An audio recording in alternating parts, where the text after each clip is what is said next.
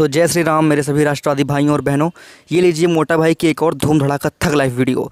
भाइयों एक छोटी सी रिक्वेस्ट आपसे, अगर आपको वीडियो पसंद आती है तो चैनल ज़रूर सब्सक्राइब कर लीजिएगा, क्योंकि भाइयों एक वीडियो बनाने में काफ़ी मेहनत लगती है। 2-2 घंटे का पूरा इंटरव्यू देखना पड़ता है, उसमें से अच्छे अच्छे पार्ट काट कर वीडियो बनाना पड़ता है।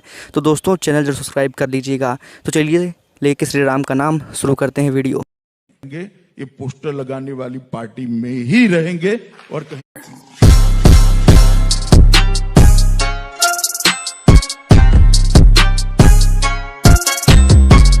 ऐसा लगता है कि जब से आप गृह मंत्री बने हैं 2019 के चुनाव के बाद, तो आप एक 2020 मैच खेल रहे हैं। जितने भी हिस्टोरिकल रॉन्ग्स थे, आपने शायद कोई निश्चय किया था कि 6 महीने में मैं सब ठीक कर दूंगा। आगे का समय आपको कहाँ मालूम है कैसे?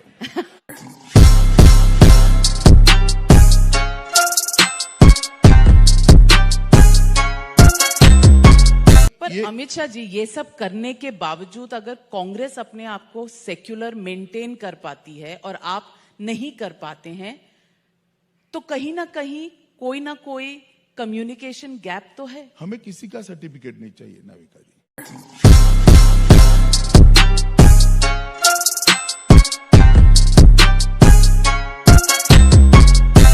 पहले के 8-10 महीनों में बहुत सी ऐसी ऑपोजिशन की चीजें हुई जिसमें टॉलरेंस की इशू हुई, लिंचिंग की इशू हुई, चर्च तोड़े गए और अवार्ड वापसी का एक दौर चला। एज यूनियन होम मिनिस्टर ये एक पैटर्न है। अवार्ड वापसी के लिए सबने घोषणा करी, बहुत कम लोगों ने वापस भेजा है।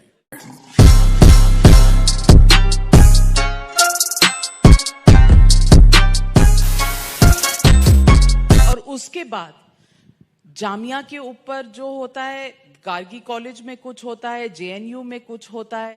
आयशे घोष पर लाठी भी मारी गई, स्टिचेस भी लगे, लेकिन दिल्ली पुलिस ने कोई कार्रवाई नहीं की। सिर्फ आयशे घोष को नहीं लगी थी, काफी लोगों को लगी थी, जिनका नाम आप ढूंढने की परवाह भी नहीं करते हैं।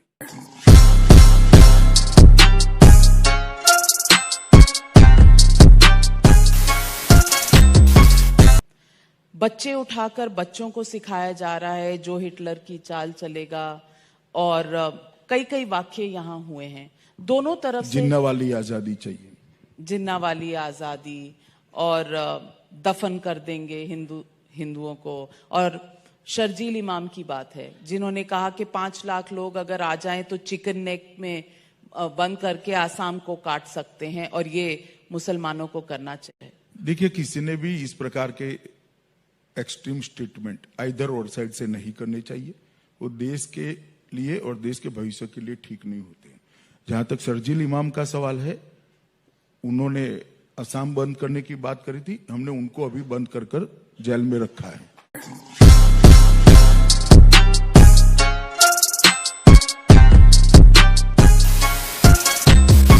सकती हैं, लेकिन सीताराम येचुरी जी नहीं जा सकते, राहुल गांधी जी नहीं इसके बाद में गए नहीं। अभी जो जाए वो जाए, हम सबको परमिशन दे रहे हैं। सिर्फ महबूबा मुफ्ती और उमर अब्दुल्ला को नहीं, क्योंकि वो एक प्रावधान के अंदर जेल में है। वो भी बाहर निकले बाद में कहीं और पर। बाकी ऑपोजिशन लीडर्स को आप अब कह रहे हैं खुले तौर पर कि वो जाने की इजाजत है, जाना चाहें नहीं, तो किसी को नहीं रोका है जी। अभी यशवंत सिन्हा जाकर आए 2 महीने पहले, 1 महीने पहले, और अरुण शौरी जी भी गए थे। बाद में उन्होंने कहा मीडिया ने हमें कवरेज नहीं दिया।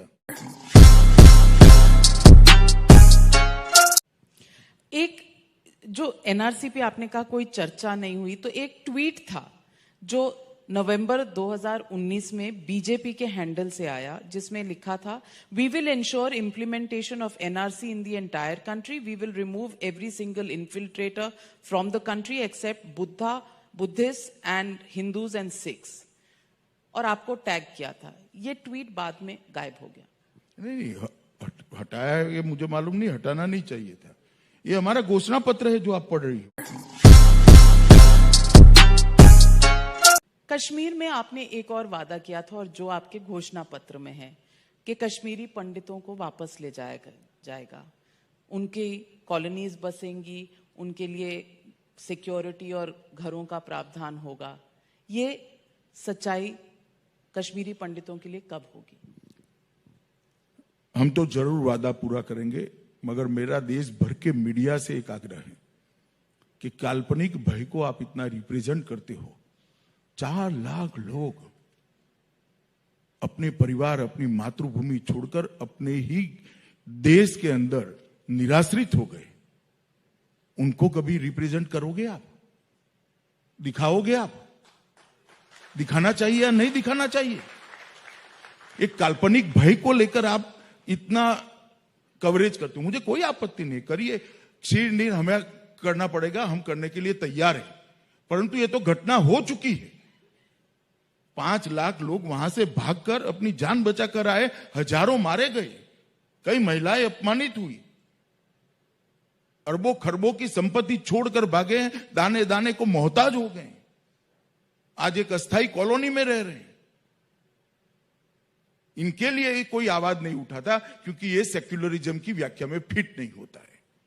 अगर यही सेक्युलरिज्म है तो मैं ऐसे सेक्युलरिज्म को नहीं मानता। अमित शाह जी, महाराष्ट्र में जो हुआ और जिस तरह से शरद पवार जी ने वहां एक अलायंस बनाई, शिवसेना आपसे टूटकर वहां चली गई, तो बहुत लेख आए, बहुत जगह ये बात चली कि आपको पॉलिटिक्स का चाणक्य माना जाता था और अब शायद आप चाणक्य नहीं है, शरद पवार निकले।